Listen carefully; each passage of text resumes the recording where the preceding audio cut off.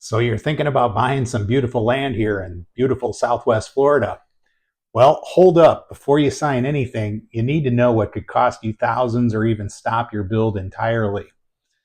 From hidden flood zones to protected burrowing owls and surprise assessments, I'm Chris Glaser. I'm your Boat Captain Realtor here in Southwest Florida, and I'm about to show you what most buyers completely overlook. So if this is your first time on our channel, go ahead and click the subscribe button. We try to get new content, try to make it as relevant as possible, uh, especially for folks who are looking to either buy or sell real estate in Southwest Florida, or if you just want to learn about Southwest Florida in general. We try to get that content out at least once a week. So please click subscribe. So really, you got to start by thinking first, what's going to be the purpose of the land? What are you going to use it for? Are you going to be using it as an investment property, or are you looking to build your dream home? What's the game plan? Zoning laws are a big one. You're going to find certain areas where you can build single family. Some areas are going to have multifamily or commercial. We've run into some situations here locally where we live where um, we bought a house and an area where there were some lots, and actually are some lots. We have residential building on one side of our house, actually on both sides of our house. But across the street from us, we did not know that there was a multifamily lot that is currently for sale and has been purchased. And now there's going to be apartments being built in close proximity to where we live, which can be so I'm not sure if that would have actually changed our mind in where we purchased or bought a house, but you do want to keep in mind that the zoning is going to be different for different lots. We're going to include a map of Cape Coral zoning as a reference point for you. If you look in the comments section, there will be a link down there with the description of this video, so you'll be able to check out all the different zoning options. So one of the other things you're going to want to consider when purchasing land is location. Where do you want to be? Of course, we discussed what are you going to be building for, why are you going to be building? Is it going to be a primary home, vacation rental, investment property, or a spec home? Well, you're going to want to figure out where it is, that you're going to want to put, or where it is you're going to want to purchase. So location, you're going to want to think of how close are you going to want to be to water. So are you looking to buy a piece of land to build a house, say on a canal? We have a lot of canals here in Cape Coral and a lot of vacant lots. And so proximity to water is going to be one of the key factors you're going to want to consider. Flood zones, we're also going to include a link in our description where you can click and see where the flood zones are in Cape Coral, as well as Lee and Collier counties. You're going to find the further inland you go, say east of I-75, you're not going to have the same level of flood activity as you would, say, on Fort Myers Beach or here in Cape Coral. Cape Coral is kind of tricky.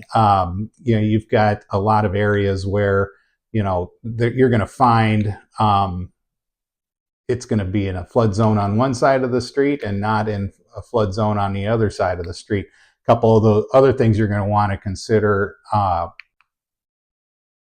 when you're thinking about the locations are evacuation zones for hurricanes. How far are you going to have to drive if there is an evacuation? Plus, you're going to want to consider proximity to entertainment, the beaches. How far away are you going to want to be from the areas for shopping, medical care, doctor's offices? I mean, all these things you're going to want to consider when you're purchasing a lot down here in Southwest Florida. So one of the other big factors is environmental. There's going to be areas where there are wetlands and preserves, so you're going to want to take those things into consideration. So one of the things you're really going to want to consider is the species. So you may have a piece of property that you're interested in developing or putting a home on, whatever the case might be. But there could be tortoises, for example. The gopher tortoise is one of the state protected species down here. There's a whole list of them. I mean, burrowing owls is another one. These owls are so cute, but boy, if you have a lot that you're trying to sell and you have burrowing owls on it, well, the chance of you selling that to somebody is going to be a bit more difficult than if there are no owls burrowing on your lot. I mean, they're such cute little creatures, and they are all over Cape Coral. So you'll see them burrowing, creating their little nests right up next to somebody's house. Or, I've got some lots here in our neighborhood that, and you can see from the video here, multiple nests all over the place.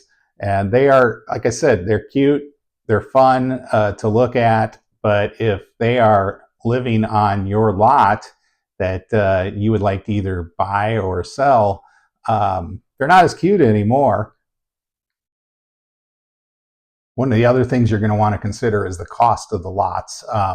In Cape Coral, there's a range from, you can purchase a piece of land here in Cape Coral for $5,990, very small parcels, all the way up to, there's one lot that's over 5 acres. The most expensive piece of land in Cape Coral is basically $4 million it's listed at. So got to figure out what's going to fit within your price range and go from there.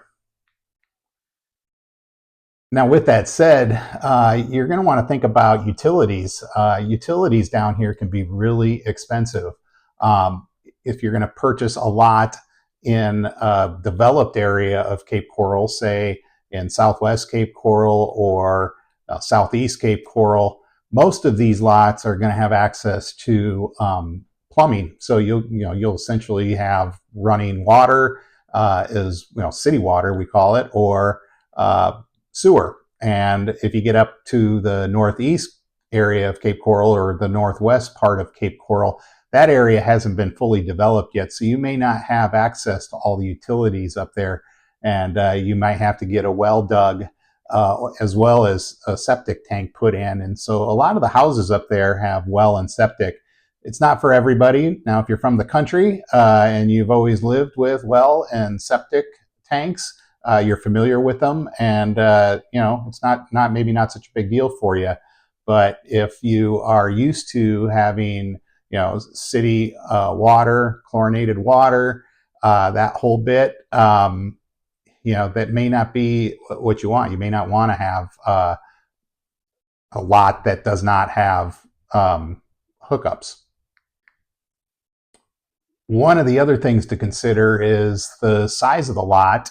We kind of got into that a little bit. There's a lot of options here in Cape Coral, but size is going to determine, obviously, cost. Your standard lot sizes are 80 by 125. Most of the lots here in Cape Coral are around 1/4 of an acre, 0.26 acres. We have a home that's on 0.33, so we're about 1/3 of an acre. Gives us a little bit more room, but those are pretty much the standard sizes. Now, the other thing to also think about is, when you're buying a lot, what type of sun exposure are you going to want when it comes to building a house on it? If you want southern exposure, that's usually the most desirable exposure when it comes to sun. First of all, because during the winter time, we do get more sun towards the south end of the home than you do, say, on the north end. And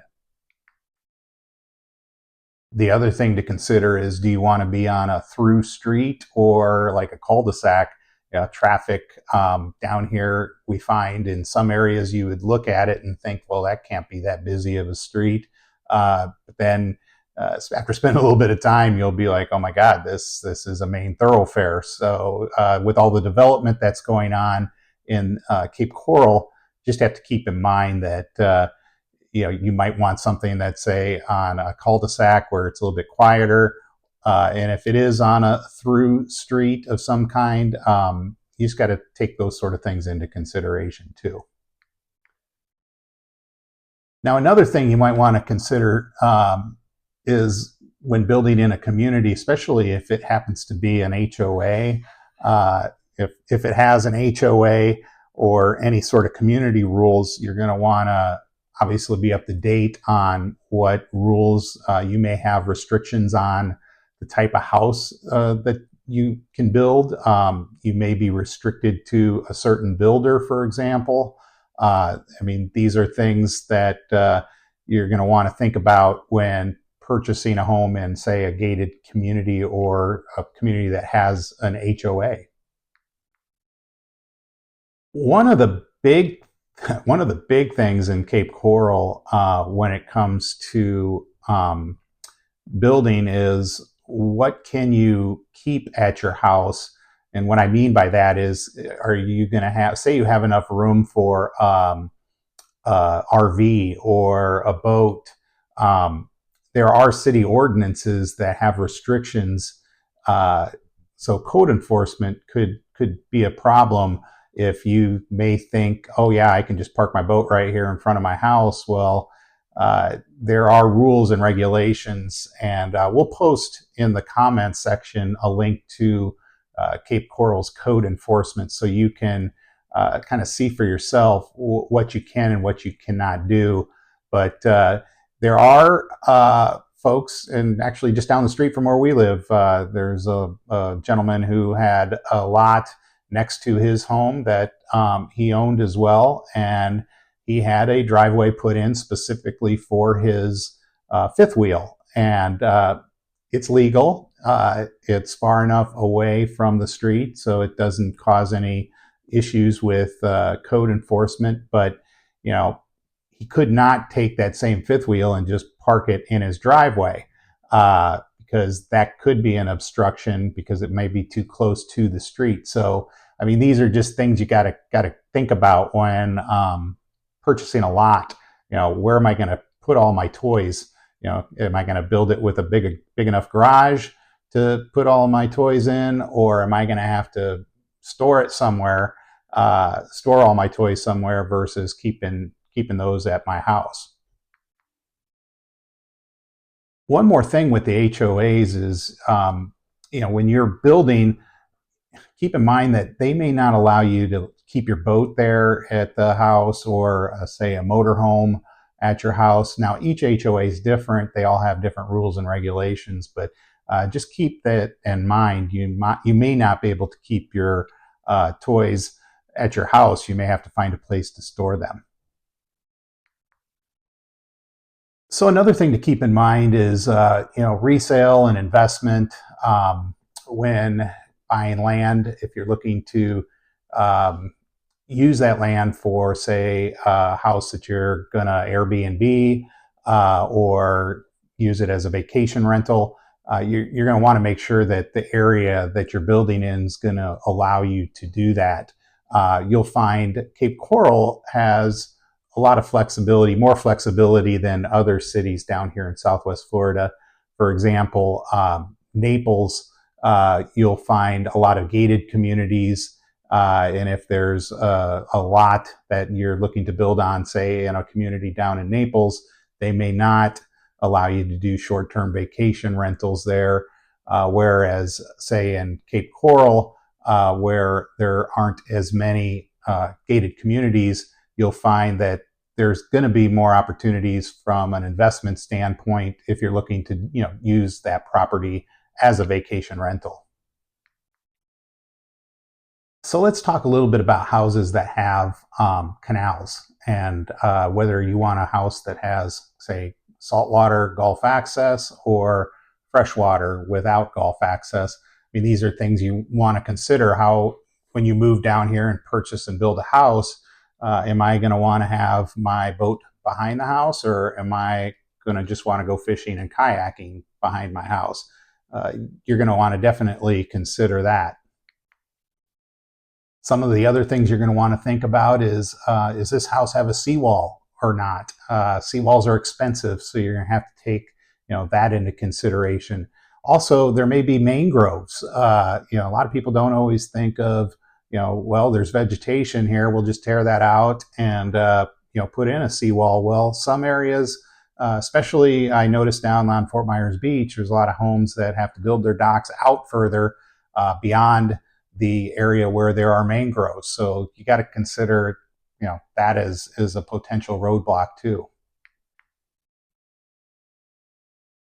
Now, depending on where your Gulf access lot is, you're also going to want to look at proximity to the Caloosahatchee River and eventually out to the Gulf. So a lot of the older areas of Cape Coral, down in, say, southwest Cape Coral, southeast Cape Coral, there's a lot of homes that, older homes built in the 60s and 70s. There's people basically buying some of these old homes, tearing them down and putting up lots.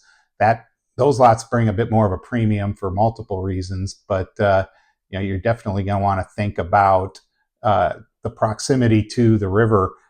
Some of the newer areas of Cape Coral, say northwest Cape Coral and northeast Cape Coral, there's definitely more freshwater canals in northeast Cape Coral. There are saltwater canals in northwest Cape Coral, but those canals may take you quite a bit longer to get out to the Gulf of Mexico, or just the areas out on the Gulf that you want to go fishing or just boating in general. Might take you a bit longer in those particular areas. You're also going to want to think about bridges. So if it's a house or a lot that doesn't have any bridges, that's going to be more of a direct access lot. Those do bring a premium because you're not going to have to worry about any real major restrictions other than the frontage that you have on the canal to store, say, a sailboat or a larger cruising vessel. You get inland, you're going to have bridges to contend with, and so you just have to keep that in mind. If you're only looking to purchase, say, a 23-foot center console, with you only need 7 foot of clearance, well, guess what? You're going to be fine in most areas of Cape Coral with that type of boat. But if you're looking at larger vessels, just keep in mind that you're going to probably be restricted to areas that are direct access. So you're going to want something that does not have any bridges to contend with. So if you're thinking about buying land down here in Southwest Florida, reach out. I'd be happy to help you find the perfect spot and try to help you avoid costly mistakes. Don't forget to like, subscribe, or comment with any questions you have down below. My name's Chris Glaser. I'm a boat captain as well as a realtor here in Southwest Florida. Been down here for 18 years. Thank you for watching the video. If you have any other topics you'd like to have us do videos on, please put those in the comments, and like and subscribe. Again, have yourself a great day. This is Captain Chris. We are checking out.